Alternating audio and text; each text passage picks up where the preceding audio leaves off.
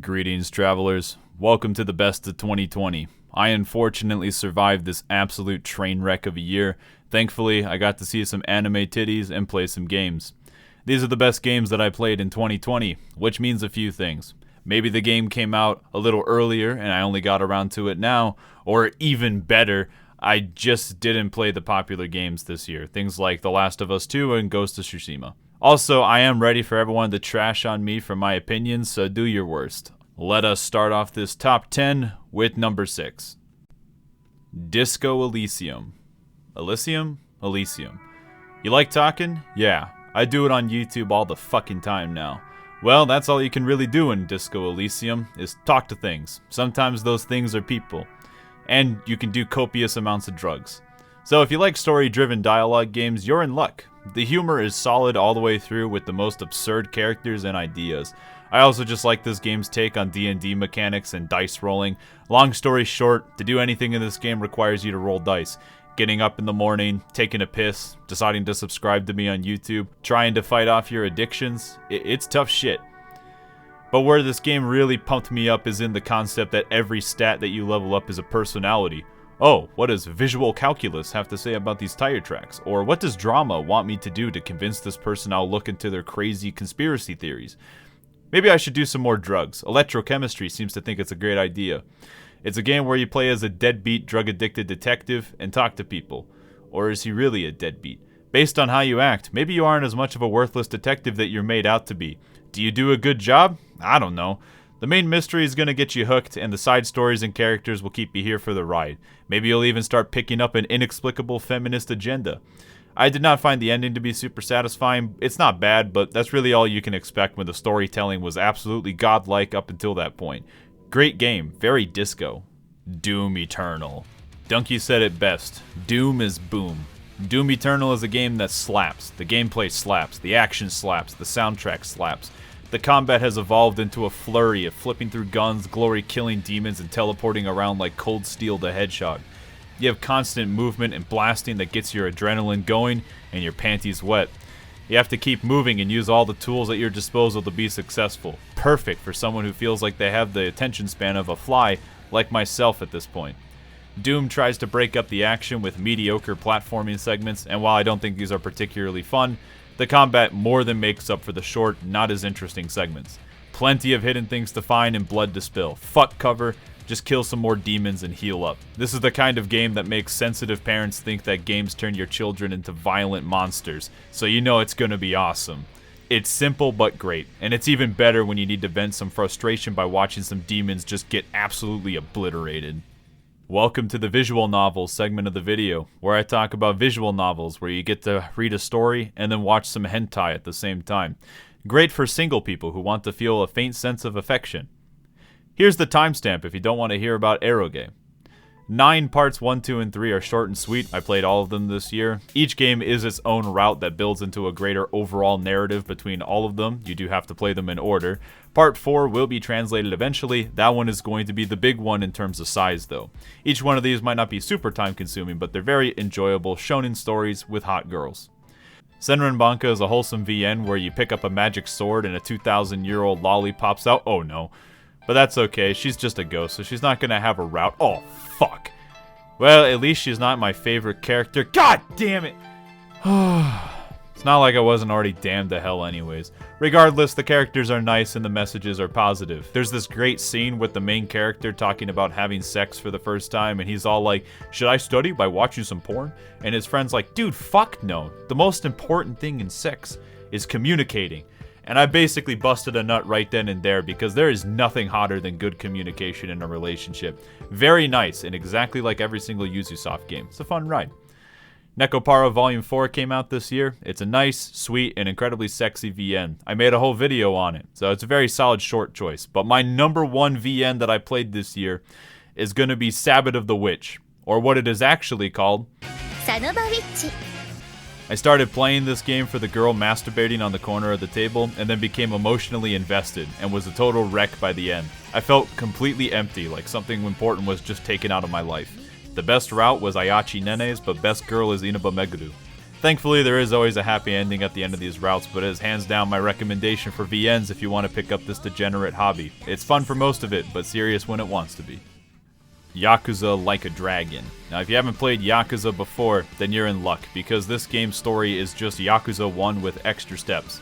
They have changed the game from an action RPG to a turnstile RPG, and I can honestly say, I preferred the beat-em-up style. Not that this gameplay is bad, I mean, I like turnstile JRPGs a lot. It is solid, and I can see them polishing it more and being real good in the future, but for now, it's alright. Now, while the plot is the same as usual, this game has a character cast instead of a single person for the journey. That's what really got me hooked, is the cast and their dynamic together. It's great to see the crew go on adventures and help each other out and then beat up some people's nuts.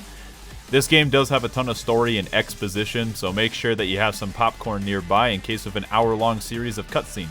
The other thing that I always like in Yakuza is the dramatic overall story, but with the most ridiculous over-the-top animations and presentation that acts almost as comic relief. It's kind of like watching a Quentin Tarantino film. The unique part of this game, though, is that the main character, Kasuga Ichiban, has such an overactive imagination that he views all enemies as Dragon Quest monsters, allowing for everything to be even more ridiculous than before.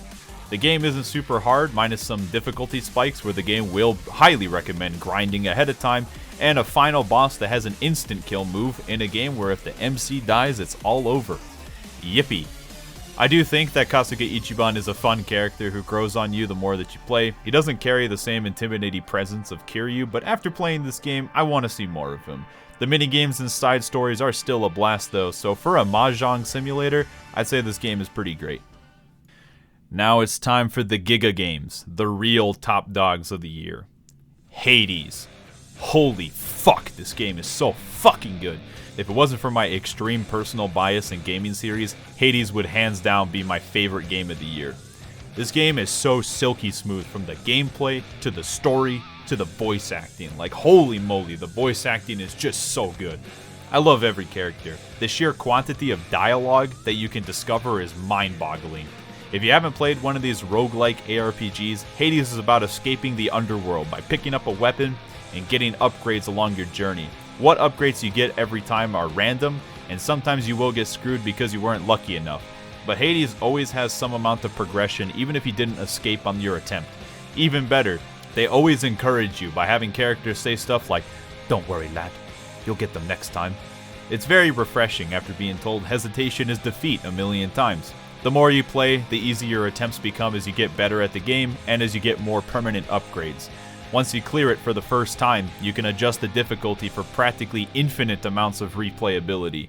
And you will keep playing it over and over again for more stories, more character lines, more upgrades, more music, and more godlike gameplay. On top of all of this, they have the audacity to charge $25 for this game. You're gonna feel like you're ripping them off for that price. All the top quality voice acting alone is probably worth its weight in gold. Hades might not have been my personal favorite game of the year, but is absolutely my #1 recommended. It deserves all the praise it has received from critics and fans alike. Hades is a masterpiece. And my #1 game, to the surprise of literally nobody, is Persona 5 Royal. Now, didn't I play this game like 3 years ago, and this is pretty much the same game with only a DLC tacked onto it? Yes. This isn't going to be me talking about annoying business practices, so I will say that I do not like this business model, but I'm not going to elaborate further. I'm just going to talk about this game as is. Persona 5 Royal is the complete version of Persona 5, like Persona 4 Golden is to Persona 4. It changes the gameplay with improvements to combat and adding passive abilities for Persona that will make your late game kinda ridiculous. It will end up being easier than previous titles, but that is because you are just so much more powerful with so many more options at your disposal, from Personas having better SP management or better damage due to passive abilities, and baton passing now just being so much more involved. I genuinely think these changes have made the flow of the game even better, when Persona 5 was already a very slick turnstile RPG.